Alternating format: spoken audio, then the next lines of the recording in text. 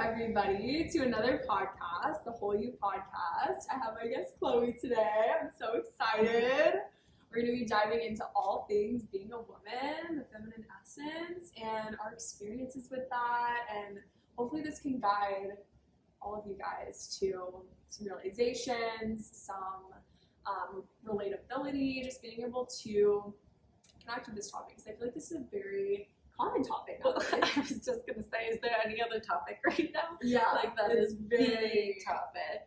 But I hope to bring another spin to it. I know Maya came onto my podcast the other day and we talked about having good masculine structure for your feminine to flow, and that was like super important because it's not just tap into your feminine. We don't want you to be floating all over the place. We also want you to have structure and discipline, but it's understanding how to do that in the right way. So hopefully we bring like something new to this conversation, so it's not just you should be flowy. Yeah, I don't think we're gonna dive into that. We'll try and make it a really applicable thing for you guys to understand like how to actually just be a woman in this day and age and like feel good about that.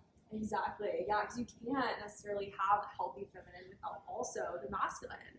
And that's something that I'm actually diving very deep into myself as I'm like creating this inner union, because as I've awakened to my feminine, I kind of pushed out my masculine, because as a woman, my feminine just feels so good. I'm like, for the first time ever, I'm fully embodying my feminine. It's like, I don't want anything else. Well, you know? I think we all kind of go from one extreme to the next in order to find balance. Really, like I call it flow because I don't like the idea of like we're trying to perfectly find balance, but I think it does take us a while to find our flow with those things. So I teach girls how to have like a healthy relationship to food, and they usually come to me because they've been in like a very restrictive mindset with food. And usually when you come and it's like, I've been dieting for 10 years and eating like only broccoli and rice cakes, you know, for like breakfast, lunch, and dinner. That's usually when we see the extreme come out, and that's a necessary like experience. I had the same too. I was super hyper masculine and I needed the just hyper feminine of like, I don't want to do anything, it's all about how I feel, all of that, right? But like as we grow older and as you just go into your own journey, it doesn't even really matter age, just as you process through your own journey, I think whether it be with food or with your feminine masculine energy, you end up finding a flow that works well for you. And you learn how to like eventually, after eating no cake for 12 years, then after eating cake for like a whole year, just like every day, then eventually you don't want cake every day. And that's just kind of the balance and the flow that like develops. But sometimes we got to experience the polarity. But for me, when I was in my feminine only, I mean, that was hard too. Oh, it was so really hard because I wasn't in, you know, especially I wasn't in a partnership at the time, and we always want to make sure we have our own balance of things. But sometimes when we're in a partnership, we're like, we get their masculine, so it's fine. Like, this is great. Someone's leading, someone's directing. As a woman, we really always want to make sure that we have our own masculine there as well. But I wasn't in a relationship even at that time, so I could really feel it, how it was like, there's no direction in my life. There's like, it's like so flowy, and I'm really kind of just going everywhere, that it really took me some time to feel really good about adding in structure in a very healthy way. And I think for me, I know I shared this on my podcast, so this is kind of the conversation we delved into. But for me, what I figured out was that I needed to tune into my heart first and foremost, my feminine energy, my heart. I needed to go within. I needed to figure out what was in tune with my authenticity and just with my life, what was going to keep me in alignment. And then from there, once I heard that, like, okay, thank you, body, for telling me where I need to go, what I need to do, then I create the masculine structure around that to actually help me get there.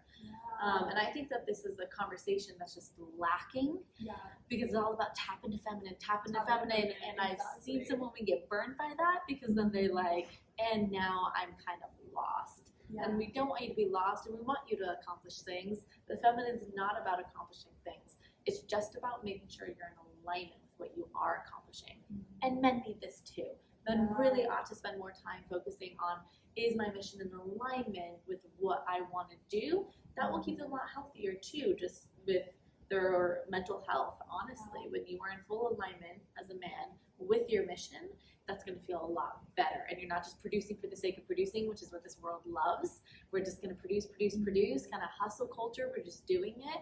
I think we're coming to the day and age where we understand it's so important to make sure that we have heart behind what it is that we are creating and doing. Yeah, exactly. That's so, so important. And yeah, I feel like that's the exact season that I'm in right now, is that inner union.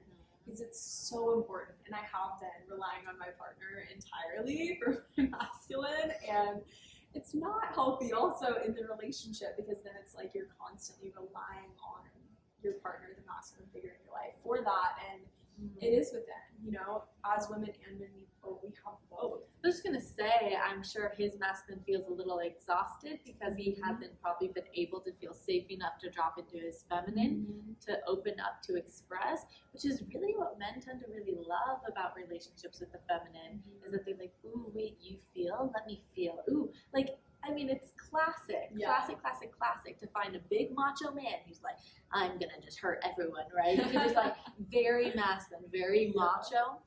And then he goes home and he's just like a crybaby. Yeah. Not like a crybaby in that way, but like he's just like the most like, just cuddle with me, just like, you know what I mean? It's like they need that space, but if we can't hold that space for them, then they can become really cold. And then it's funny because then we as feminine women don't really like that. Yeah. And they're like, why is my man so cold and not paying attention to my emotions? And it's usually because he's not in his emotions, because there hasn't been any flow of this dynamic or any switching of polarities at times, which there needs to be. You shouldn't always be feminine in your relationship. Like, there's great moments to step up in your masculine energy and be like, I'll take charge of this, right? But I do think, having said that, no, like Jock said, I do think, though, that we all have our energy that is natural to us, that we want to be most in. So again, creating that flow, it's not necessarily like it's not a 50-50. It's more so going to be like a 80-20, and that will kind of flow and oscillate. So it's not an exact science here, but it is understanding that I want to be feminine. I like everything about it. Like, I just want to be in my feminine, and I'm going to show up 80% of the time in that. And then show up 20% of the time in my masculine for him to have a little bit of his feminine. Totally. And I like to think of it as the ocean, right? Like, us women, we're like the ocean in the sense that most of the earth is taken up by water, the ocean, right? And in order for the ocean to be powerful and even destructive and as force, have as much force and power as it does, it needs the structure of the earth and the land, right? It wouldn't be as powerful if it was just all over the place and the land wasn't there. And so it's kind of like that in a sense with women, as we are mostly water, feminine, right? Flowy and powerful. In order to have that power and structure and stability, it needs to generate the waves and the power, right? And the waves also change, right? With the emotions and the cycles and all that. So it's such a great analogy for the feminine, especially for women, and how we are such powerful beings, and our feminine essence can really just help us tap into that power even deeper. However, in order for that power to be ignited, it needs the masculine. Yeah. So I love that you dove into this, because it's a great kind of segue into what we were talking about the other day. So we were supposed to film this a week ago, and then mine had to be literally 30 minutes before, out of the blue, I'm just not feeling well, super emotional, and I think I'm gonna get my period tomorrow, and I can't do the podcast. And I just was like, yep, totally understand, don't even explain, I get it. No hurt feelings at all. It makes sense. And then a couple days later, I was I'm about to get my period, and I just felt my hormones drop. I felt emotional, moody, just I cried 3 times. It's nothing. Life's fine. Life's totally fine. And I just cried. I was like, why am I crying? But I love that I shared it with you, and I was now I'm feeling this and all of that, and it's just so beautiful as women. Both you and I, that we understand that there's power behind it, and we also understand that we don't need to push through it. I cleared off everything on my schedule that day and was I don't need to be pushing through this emotional expression that I'm going through right now. I just need to actually express it, and I can't do that when I'm sitting at my computer trying to go like this. But I want to share how I came to this viewpoint, because it wasn't always like that for me. I grew up with 3 brothers, 2 sisters as well, so it's a pretty even balanced family. But I was like always like, I'm just gonna be one with the boys, like super competitive and all of that. And as I kind of grew up and I saw other women around me, and even just my older sister, I was like, whoa, women are crazy. And we've heard that term so many times before, like, this woman is crazy. And I would be like, well, I'm not gonna be a crazy woman. I don't want that, right? I don't want to have these like emotional fluctuations. I don't want a man to look at me and be like, you're too much. That was like my biggest fear, was to be told you're too much. You're good. Checking to see if the microphone's on. And so it's so funny. You can see everything that happens on a physical realm, and then everything that happens in the energetical realm. So I later on went to develop multiple eating disorders, and I subsequently lost my period for 11 years. And I think part of me losing my period, besides the fact that I was malnourished and was like over-exercising, and like a woman's body just does not do well with that. You need to eat to really support your hormones. I think what really started that, though, and started my problems with eating, was an underlying energy of, I don't want to be crazy. I don't want to, like, my brothers to be like, you can't do this because you're a girl. And so then I went on this journey of like, fine, I'm going to take away the one thing that kind of like initiates me into womanhood and like gives me these cycles. I'm going to take away my period. Now I'm like 10, 14 years old. I'm not necessarily thinking this out loud, but as an adult, I can look back and think, oh, wow, yeah, that's a journey. Like, yeah, that's really crazy how that like manifested in that way. So as like, I got my period back at like 25, right? And I was like, boom, welcome to the world of hormones and now being a woman. And at first I thought like, okay, this is insane. This is insane. I'm crying. Why am I crying?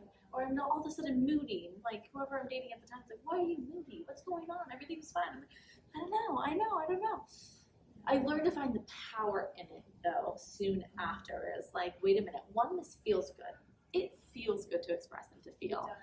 Number 2, I learned that there was so much power in my emotions that were coming up, that it was a cleansing of the whole month for me, which felt really good. So things weren't being stored in me anymore, because every month I would shed, I would have my hormones drop, I would feel crazy, and I would go through this.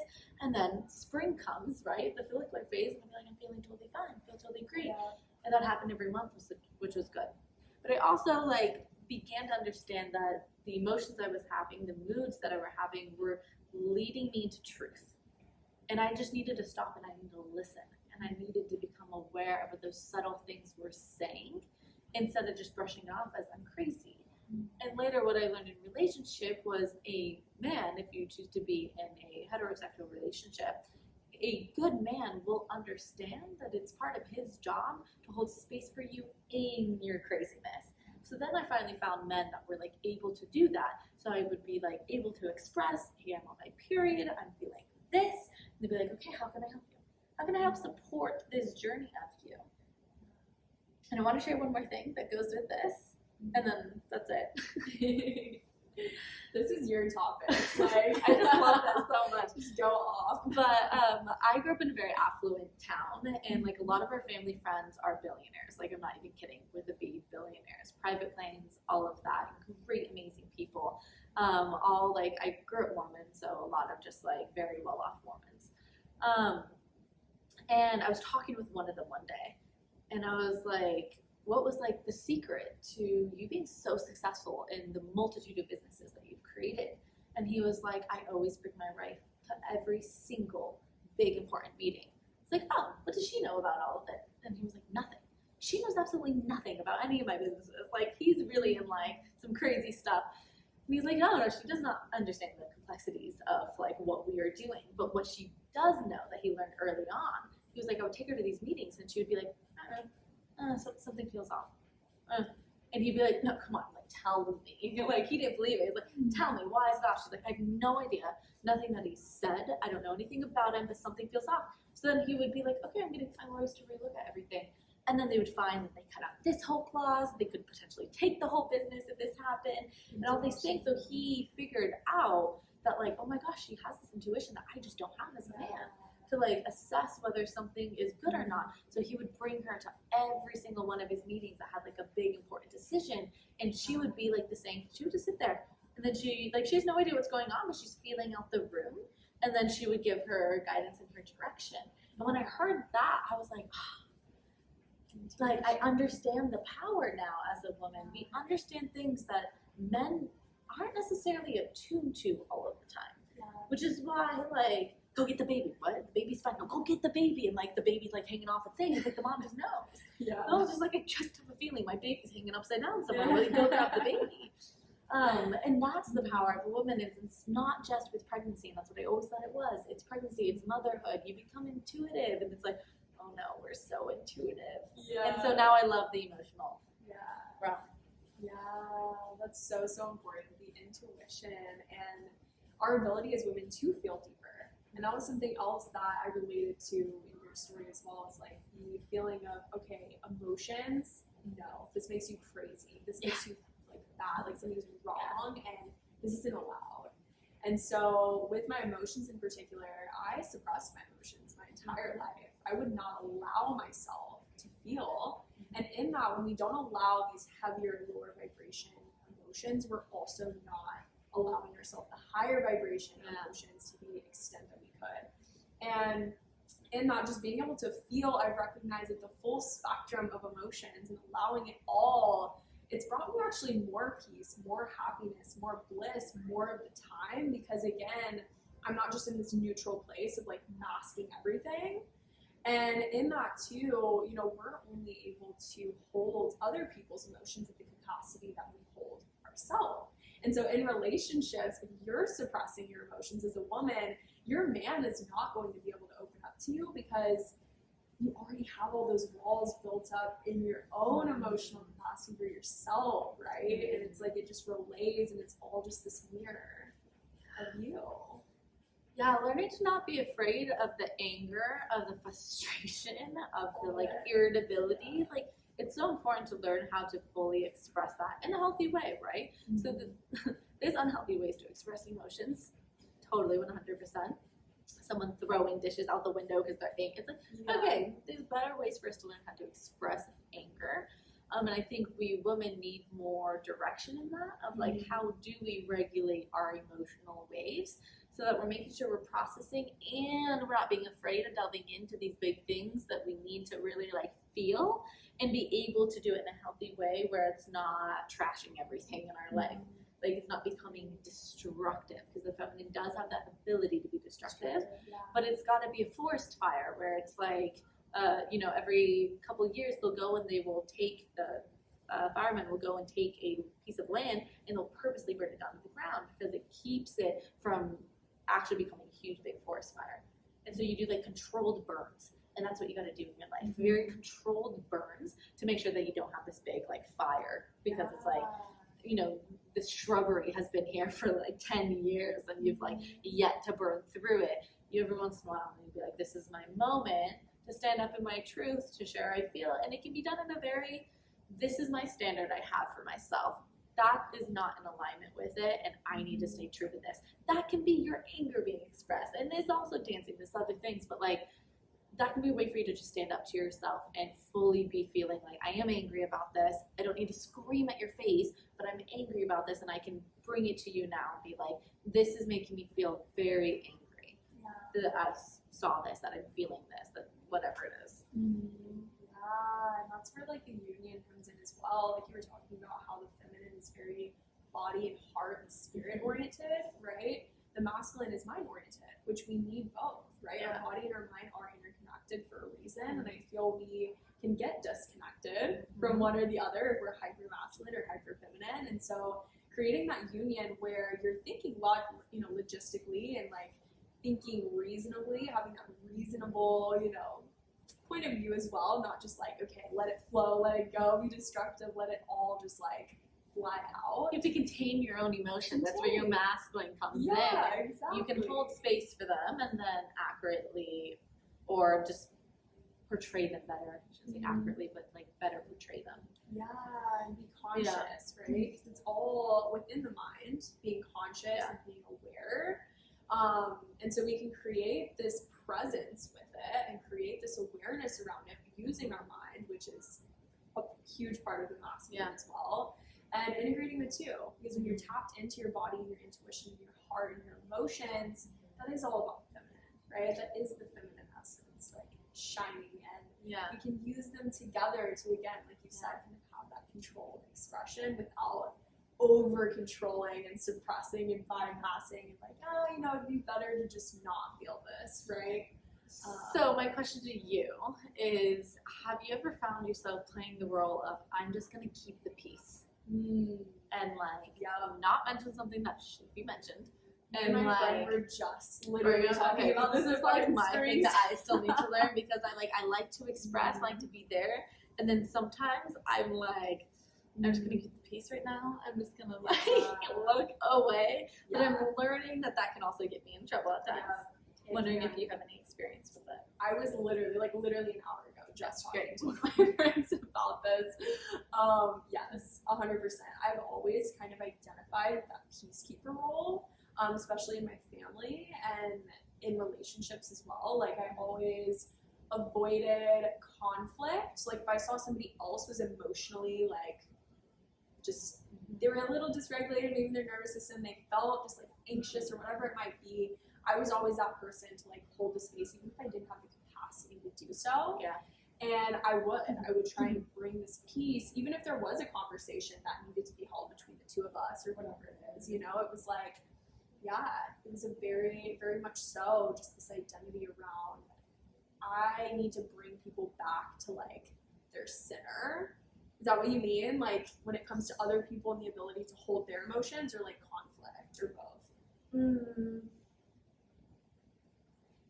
Yes, and maybe if I can clarify to make sure we're on the same page. There's like, this is the right time to keep the peace. But then there's I'm neglecting to like bring something up because I don't want to seem crazy, or I don't want to like ruin the mood by like my emotions coming in telling me like this is something that actually needs to be talked about. I can think of some examples, but they're maybe a little bit too personal right now, too fresh, that I probably should. But knowing my story, maybe you do know what I'm talking about here. It's like, I'm just going to keep the peace, didn't see, but then that can be living out of alignment too. I just feel like a lot of women do this. That's why it's interesting. I wanted to bring it up because I actually haven't even talked to any of my girlfriends about it yet. But this feeling of protecting other people's emotions by suppressing yours, right? It's like, we don't want to dysregulate or cause them to feel the same emotions that we're feeling or worse. So we're just like, well, I might as well keep the peace and just not say anything, because. But in doing so, what I found for myself, this is, I mean, I'm not perfect, right? And this is like, I have a lot of awareness of what I still need to work on. I find though that like when I do that, later on I look back at it and I go, I numbed. And then I kept the peace in that moment. But then it like erupts into a big unhealthy thing later on. So I feel like that just, this conversation, kind of what I want people to get out of just this is that maybe it's better to constantly be making sure that you are expressing and not holding back. There's time and place, right? I'm not saying at a dinner with your partner's coworkers you need to all of a sudden start breaking up a big conversation, but don't let something fester for too long. Otherwise you risk getting into a numb state. And then when you come out of numb state, it's like a ball being pushed under the water, and then it just like, woo, we're not numb anymore. But I think it goes back to, I still have at times, I've worked on it a lot, right? But at times, in little moments of my life, I still have that feeling of don't be crazy. Don't be crazy. Don't be too much. Don't be too much. Don't be too emotional. Don't read into things. And as I am stepping more and more into just my womanhood, I'm learning more and more the power of not doing that and continually expressing. And just owning it. Yes, I am off right now. Again, I don't need to yell at you, but yes, I am off right now. Let me deal with my emotions. And I think that just comes with healthy communication, right? In relationships, because it's the foundation of relationships, is communication. And like, the other person doesn't know what you're feeling or your needs or your wants, then like, how are they going to, you know, support you in that, right? And I think too, as women, what I've noticed in clients and friends and all of that in myself too is the communication of your needs as well, which kind of go hand in hand. It's like, oh, I would rather just not, you know, get what I want, or like, you know, maybe I'm not worthy of my needs. So I'm just not even gonna like burden them with that, you know?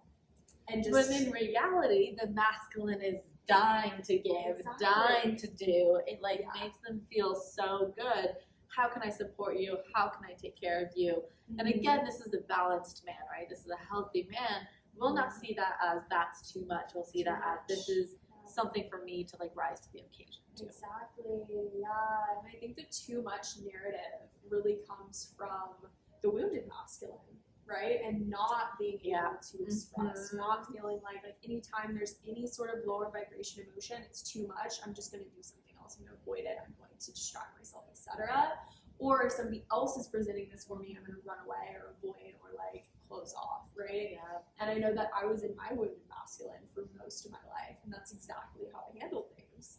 And, you know, there's a lot of reasons why and how I learned from like observation growing up. And I remember when I was a kid, I was like so in my feminine and expressive. I mean, how I am now, like very just expressive and flowy and out there. And I would always get called dramatic, too dramatic. And that completely created this These are the narratives, a wound around my emotions and it being too much to where I was like, okay, I guess I can't feel it. I just got off a group coaching call with like my whole community, and one of the girls said exactly that. I went to this family event. My sister afterwards was like, that was a bit much. Stop being too much. And she was just finally like, we've been working on her just fully expressing herself. Stop putting on this mask. Stop thinking that you need to be perfect. Fully just express yourself how you want to. And then for her sister to come up and be like, that's too much. And she was like, and immediately like put back in my shell, put back up the walls, like, Yeah, and that creates these intimacy wounds as well, where we're not able to be intimate and deep, like create the depth in our relationships, because then we're like, okay, well, we're not accepted for our full spectrum self, so I'm going to put up these walls. I'm not going to let them in entirely. I'm not going to allow this depth. I'm only going to allow it to a certain extent. And when you do that with others, you're also doing that with yourself and your own emotions. And so it creates this like such a toxic cycle with your emotions, because then it's just like every time you feel it, it's like either just a little bit is expressed, or it explodes, or it's just completely numb out. It's so interesting when you say that. I am a dynamic eating psychology coach, so I'm always like understanding the relationship that we have with food. And what I see with my clients is that it's never food. It really, this is just a symbol of the greater things going on in life. So when I hear that, I'm like, oh, how many times has that played out in food? Of like, either I have a bite of the cake and that's going to lead to a binge, or I'm just never going to have the cake. Exactly. And then it's like this unhealthy cycle, instead of just being like, I'll eat the cake until I don't want the cake. I'll like trust my body to guide me to stop eating the cake when that's time, instead of becoming with a lot of fear, trying to regulate it, and that ends up either in severe restricting, or that ends up in binging. Now the restricting always ends up in binging, and the binging always ends up back in restricting, and it's this awful cycle. Exactly. But it's just, if we could take the root of all of this, it's the energy of I'm not trusting to express in the amount that I need to express, or eat the amount that I need to eat. I'm not trusting this regulation process to be going on. So I need to come in and micromanage, and that can work for the first time. It can work for the second time. Heck, it might even work for a whole year. But then the second year, the third year, the fourth year, the fifth year, you're deep in it, and you realize I'm off on so many levels. Yep, exactly. And when we don't express and we don't feel emotions, they just get stored in our body somewhere else. And I've learned through my journey in somatic healing that I had so much stored. I've seen for myself in it, expressing way later, years after, that it was stuck somewhere else and it was suppressed because at the time I didn't allow myself to feel it. And our body literally stores this trauma, these emotions, and this can lead to a whole lot of issues, health issues, diseases, illnesses. Like, The list goes on. Yeah, totally. And the importance of expression is just not talked about enough because it's shamed. It's been shamed for so long to express, and like we've been talking about, been seen as too much. And you're not crazy for expressing. You are a human, and we get to express. We get to feel all of these emotions. Like it's a gift we get to experience. If we just felt these high vibe emotions 24/7, we wouldn't be evolving in life either, I believe. I feel like it would just be this kind of boring, but also we wouldn't be, I feel like the depths of our emotions are kind of where we go through the most transformation and growth, because we learn in those times, a lot of the time, maybe what we don't want, or we learn some deep lessons, or there's so many lessons in the dark, in the pain, as hard as it is. And again, it's what's leading us to like more growth in the long run. We need to express and feel. There's lessons in the darkness, like you were saying. I think people get caught up. This is what I see with my clients. People get caught up in this idea of there is no change, because they're coming from this perspective. I'm trying to keep my diet exactly the same every single day. I'm trying to keep my weight exactly the same every single day. I'm trying to do all these things. I work with girls with like eating disorders or restricted dieting, all of that. So they're trying to do this very anti-life thing called create no change, because they're like, there's safety in me just like staying very stagnant. So I think it really scares someone like that to think, go down in the depths of your anger, and they're like, I'm never getting out. If I'm there, I'm there. Life doesn't change. I don't even have, the girls I work with, they're like, I don't even have my period. They're not having a cyclical change. They're not having a hormonal change. They really are like, I'm going to be completely stuck in that. That's all the more reason to heal your relationship to feminine, which is cyclical, which is full spectrum. Exactly. Every single month we're going through this hormonal journey, and when you fully understand that, and when you make sure you're healthy enough so that you have a regular cycle, and you're not doing things like, well, this could be controversial, I'm sorry, but you're not doing things like birth control that's stopping your ovulation, that's hindering you from having this full cycle, I think that's when we start getting attached to things, and we start getting really fearful of expressing certain things because we're attached. We feel that it's never going to go away. Yeah, exactly. But when you understand the cyclical nature, I'm totally fine having 4 days of I'm just completely plopping here and I'm so sad, because I'm like, this does not stay. Yeah. And I'm very, very confident in that, because, well, here's hormones to come and push me up again. Yeah. And then bring me back down. And now I see it as like, this is my little cave. It's my little time to like, I view my period as a release. I'm just releasing everything that happened, and I just like love that. Like I love it. Me too. I like love being on it. Like, yes, like this is so cathartic. Like please just like release. But you have to trust that that happens. And yeah, so many women on birth control, so many women not having their period or having a very irregular cycle, where we lose our capacity to flow with change. Agreed. And like you said, I mean, we're resisting life, we're resisting change, right? Like change is the only constant in life.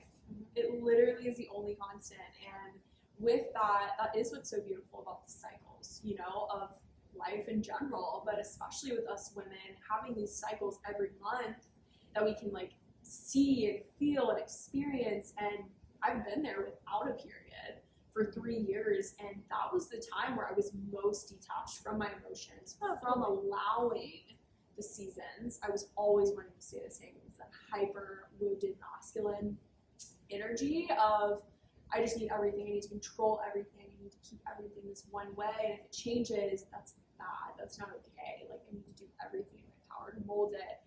And in that, I realized that, I struggled so hard to the depth of like not even wanting to be here anymore. I thought that the challenge was so hard, the control, because I was just trying to control everything, and I realized all of it was out of my control, to the point where I was like, what's the point? And I had to experience these depths of depths to now I'm able to bring purpose even to my pain. Now, coming out of it and seeing it from zooming out and seeing the bigger picture of it all, there was so much purpose in all of that pain. And I recognized that not only with our cycles as women, but even just like the cycles of life and how we all struggle. We all go through seasons of life where we probably will hit rock bottom at some point, right? Where things are just like not great. And when we're able to embrace the fact that, okay, things are not great, but I'm going to choose how I turn these all around, and I'm going to bring purpose to my pain. Well, it's like either being the victim, this is happening to me, or being the victor, right? Choosing the victor mindset is I'm going to get over this. This is going to be something for my growth and my evolution instead of a thing that's going to make you stuck. Yeah. You're fine. I'll just pause it really quick. Or no, just Edit it out. 35 minutes? I feel like we've been talking for longer than that. Actually, I don't know. I don't know how long it's felt. It's been good so far. I'll just put it this part. The mics are still on. That's good. I can pretend. Yeah, where were we at? Victim Victim the versus victor victor. mindset. Yeah, I love that. That's such a good way to put it because, yeah, we have the choice. And it's so easy to get caught up in that victim mentality. That's a huge... Welcome to 2023. Yeah. This is the season, this is the society of taking the victim mindset. Like, I love all you people. I'm not going to get political here, but this is the society of like, you're hurting me, you said this, you're hurting me, you're hurting me, you're hurting me. And I get it, and we want to be attentive to people's emotions and what's happening, and I'm not advocating for ignorance and for hating other people. I'm just saying a little bit of like personal responsibility of like, I'm not going to just choose to be a victim to this and then cry out my victimhood to the world and want to make them kind of render it right. I think taking personal responsibility and going, this is hard. Okay, whatever it is you're going through, this is hard. Maybe you're realizing you're gay and you're in a family that's super conservative. 1,000% that is hard. That is really hard. But sometimes we can take too much of the victim where then we get swallowed up in that pain instead of seeing it as this is a great opportunity for me to learn how to fully be in my expression without giving a care of what other people think, without needing the okay from other people. So yeah, of course it's hard. Your mom and dad don't agree with this. But how does that make you more you, and how does that strengthen you to become more you? That's just one example, but like that's just the difference there. So it's not ignoring the fact that you have pain. It's understanding that there's something here that can make me a better version of me if I choose to really learn through this. Because at the end of the day, we all have something. We all have an abusive dad or an alcoholic mother, or we, got dropped out of school, or we lost a bunch of money, or our dad died when we were young. There's things. We all have things. You're not going to escape that in life. Again, it's I'm trying to keep everything right, and then it's like when one thing goes off, you don't have the capacity to hold space for that anymore because you're trying to keep everything there instead of understanding I'm a very strong person who can deal with things that come my way, and I can choose to deal with them in that more positive light so that it doesn't tear me down.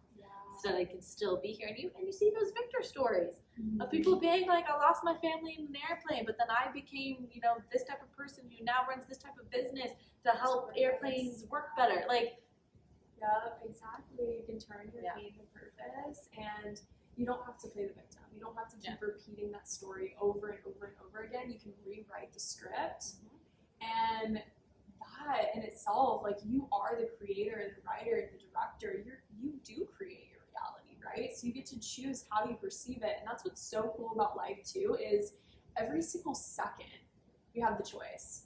Like, we have the choice every single second as to how we want to show up, how we want to react. If we want to turn our whole entire life around, we could do that right now.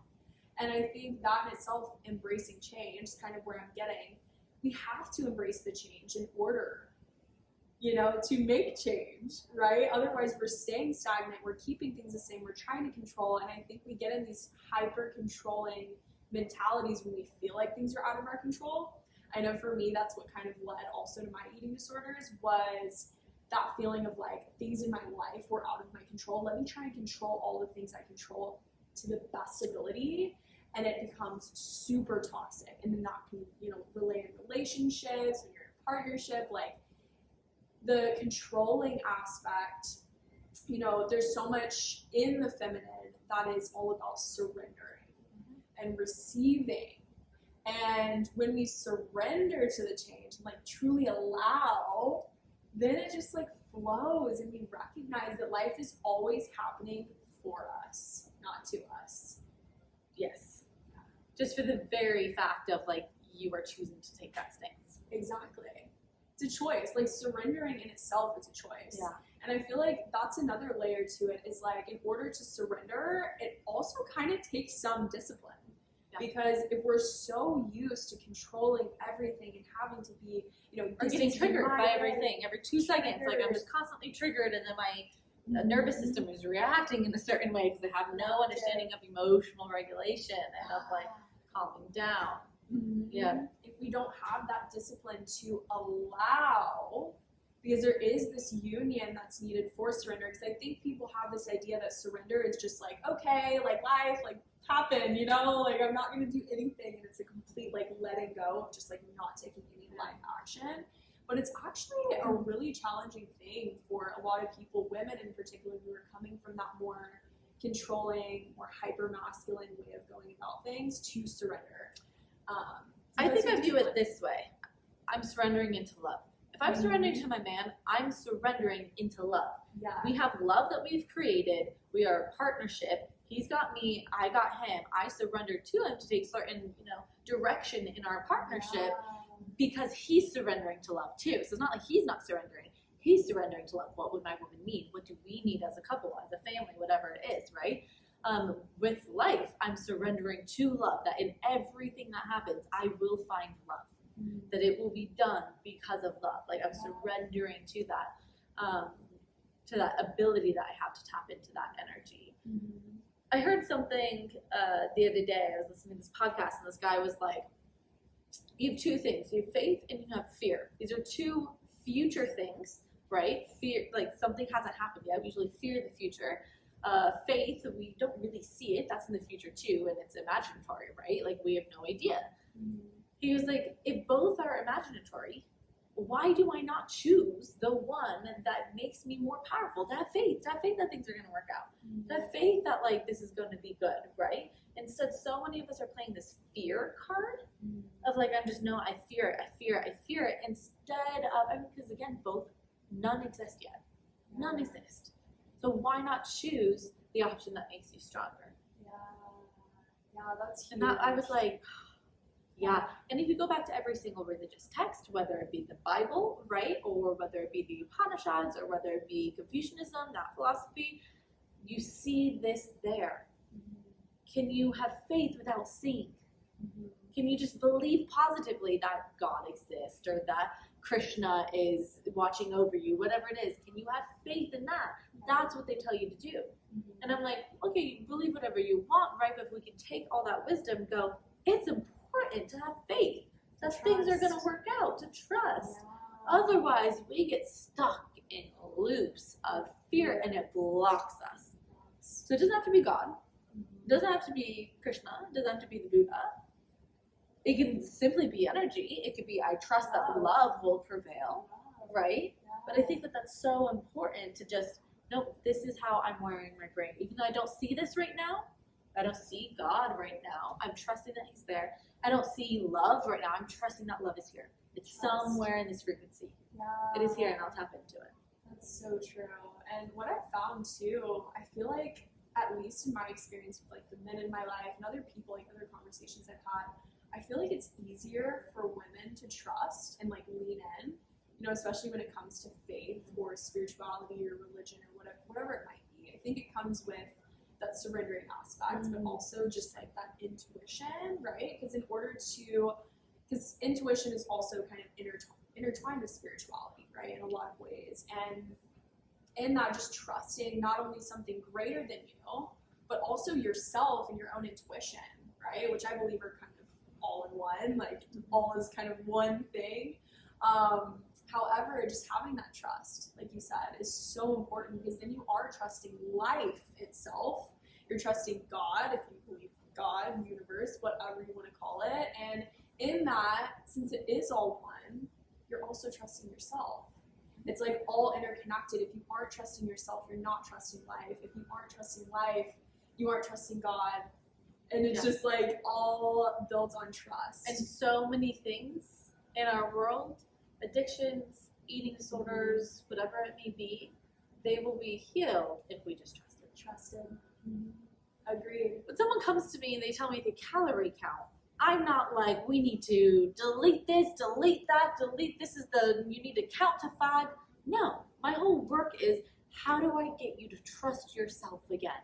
So that it becomes weird, the fact that you're counting your almonds. Yeah. You're like, why did I just put this in a calorie counter? This doesn't make sense, because I trust myself, my body, to understand what I need and to guide me to proper nutrition. That's a lot of the work that I do. Yeah, that's so It's like, important. it's so hard for me to give a checklist. I'm like, there's no checklist here. I'm like, this is just deep. Learn how to understand yourself, your body. Don't be afraid of it. And it's almost like this, it's not even a learning of something outside of you, it's like a remembrance. It's a remembrance of these signals, these, things we've had forever. Like, we just recently started doing like calorie counting and all this other like random stuff. I can't it doesn't even biologically make sense. No. But and we remember, like, we can tap into that remembrance, not only in that sense of being intuitive with our body and what it needs and listening to those signals, but we remember who we are. We're not learning, like outside of us who we are and finding it in other things. We're literally just tapping in. well, I feel like that's when it goes wrong. That's when we get stuck in religious cults and end up doing crazy things. I just watched the Waco, Texas thing. I don't know if you've seen that on Netflix. The cult in Waco, where it took the FBI, it was like 3 months of FBI like trying to raid them to like get them to come out, and they all ended up killing themselves. Really awful, really awful story. But it's like, that's how you get stuck in those things. When you all of a sudden outsource trust, you give someone else the responsibility of figuring life out for you, the direction for you, and you neglect to come in. Listen, I love podcasts, I love books, I love learning from people. Even like, I grew up in a religion, and while I'm not religious anymore, I love the fact that I had this outside source telling me these things. But the moment it got toxic was when I realized that I no longer was listening to me, and I was only listening to that, especially when it came to like diet dogma. But this doctor says that veganism is perfect. So even though I had no period, was losing all my hair, was super, super, super sick, liver failure, kidney failure, all of that, I was like, but veganism's the way. And if I could just have that, like, I'm tuning in to figure out what my body's actually saying, it would have been so simple to just understand that, you know what, irrespective of all the science, your body hates that. Like, my body hates that. I cannot deal without red meat. It just does not do well. And I need to just trust that that's okay. But we're constantly outsourcing everything. That's even why, like, I told you when I walked in, I was like, oh, I'm having little, like, trouble with something. You're like, what is it? And I was like, I don't really like sharing it anymore. Because it's like, then you get like 1 million people's opinions. And then it's like, oh no, like, what's happening? And it's like, in the end of the day, it's between me, or if it's with someone else, it's in between me and that person. And obviously it's helpful to chit chat. We chat a little bit about it. But like, it is good to understand that in the end of the day, it doesn't matter what, let's say it's your relationship. It doesn't matter what your friend Sally thinks of your relationship. What do you think about your relationship? Like, how is that, like, how is the love in between you guys? No, you can listen to them. I'm like, oh my gosh, wait, he did this, that's manipulative, I didn't see that. You can listen to that, but you always have to go in and be like, wait a minute, I don't think that is right. Because there are certain situations where, like, you are in an abusive relationship, and it's so helpful to get outside source. So it's understanding outside source, let's check it inward. Exactly. And I think our whole society too is built on consumerism, right? Consuming. What can I consume? What can I do outside of me, like, to fill this void, right? Because we don't trust. We're afraid of what's inside. Because the truth is inside almost always, right? You always have what you need within. And yes, it is so important to learn. It is so important to expand your mind and hear other perspectives and be open-minded, in my personal opinion, way of going about life. And, with that, it's, again, that medium, like that middle ground of finding your consuming, learning, expanding your mind, hearing other perspectives, while also having even more time to just tap into your truth and integrate. and go in, because we always feel that our answers are outside of us, and we're consistently searching outside of us for these answers. And with the media, TV, all of it, social media especially, it's like there's so many opinions and things being thrown around nowadays that people don't actually know what they want and their truth. And when we're pulled away from our truth, we're pulled away from who we are. And we're just consistently wearing these masks, and it feels like, of course we can't trust ourselves because we don't know ourselves, right? We're being thrown around. I want you guys who are listening to even I mean, we're about 15 minutes in. Do you feel the urge to go and listen to something else? To go and so I used to watch podcasts oh my gosh, 90 hours a week. I'm not even kidding. I have the YouTube history. I would listen to podcasts for 90 hours a week, constantly. When you wake up, brushing teeth, going to the gym, driving to the gym, every moment of the day. If I wasn't working with a client, I was listening to a podcast. Totally disregarded. Yeah.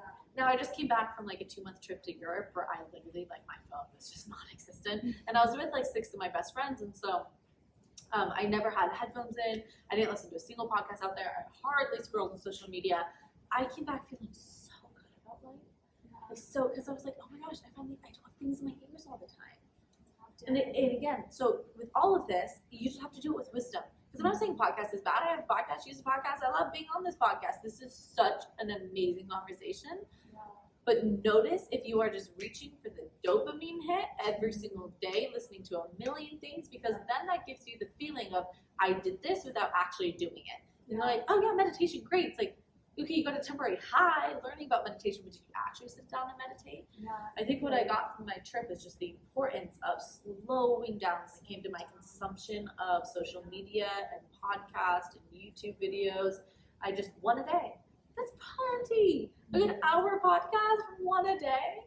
Even that seems a bit much now, but I'm okay, with working out and all of that, that makes sense. I can listen to one. But even when I drove over here, I was do I put on music? I was I just drive over here and silence.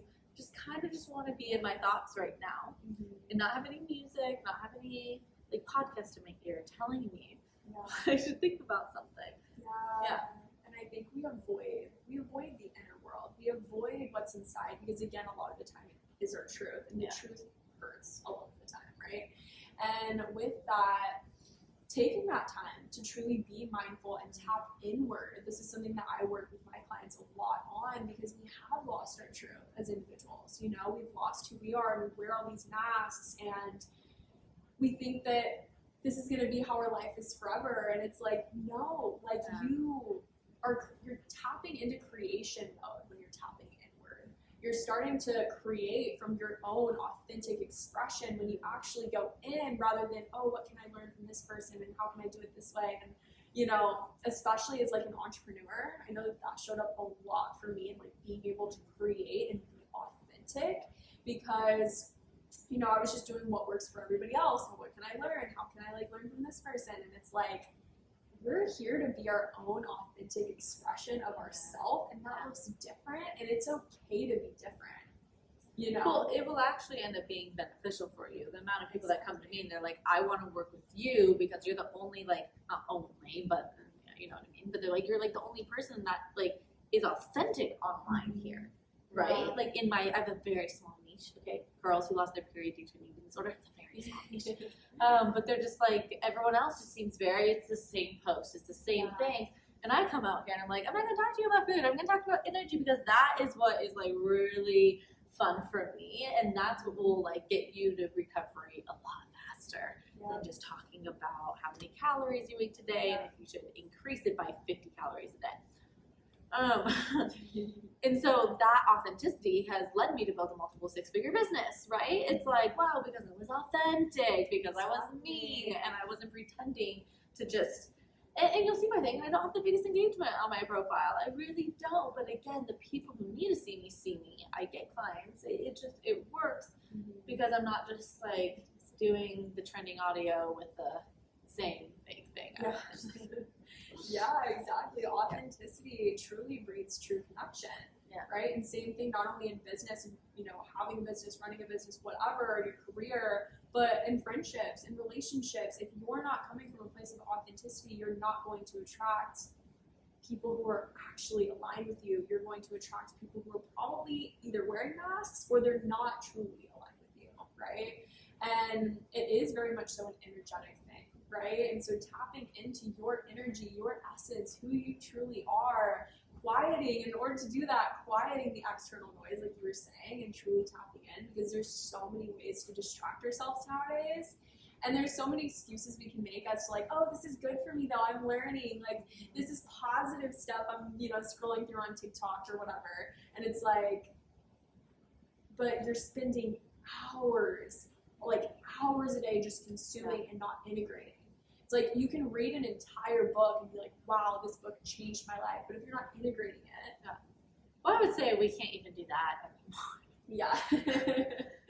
When was the last time someone finished a book? I actually have been. I'm excited about this because I've been focusing on this though. I've been focusing on not consuming as much. Yeah, I have been reading for an hour every single day. I'm reading A Court of Thorn and Roses right now, and I love this book. I'm on the second one right now, and it's just like it's a good not nonfiction. It's a good fiction. It's just a story.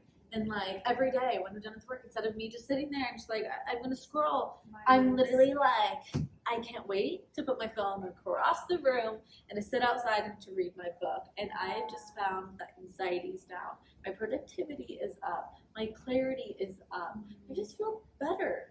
And I'm not just like constantly looking at this screen. It drives me insane when I get in those modes.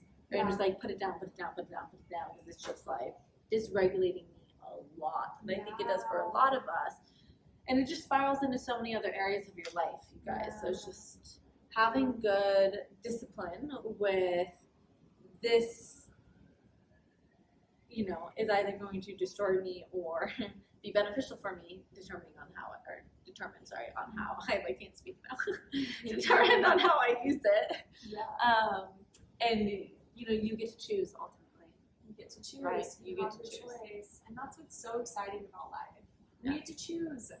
We get to choose. And it's so important to tap in to kind of like circle this back to that intuition as well, as like asking yourself, what's sucking my energy and what's giving me energy? Is consuming and consuming and consuming, is this giving me energy or is this taking away? And what does give me energy? You know, is taking time away from people and with myself, is that what I need? Asking yourself what you actually need, being the nurturer, which is healthy masculine and healthy feminine, both can be nurturers, right? Nurturing yourself. So I think we're so used to sabotaging ourselves and distracting and bypassing and avoiding that we forget that we're here to be the fullest expression of us, and in order to do that, we have to nurture and take care of ourselves and not just be consumed by everything and everybody else, right? And there's the full circle. Full circle. Wonderful podcast. Yeah, I think that's a great place to wrap it up. Clearly, I'm like leaning back and can't say my words anymore. It's just like, I don't even know what I'm saying at this point. Well, thank you for being here. It's so nice. And thank you everybody who tuned in. I will be back next week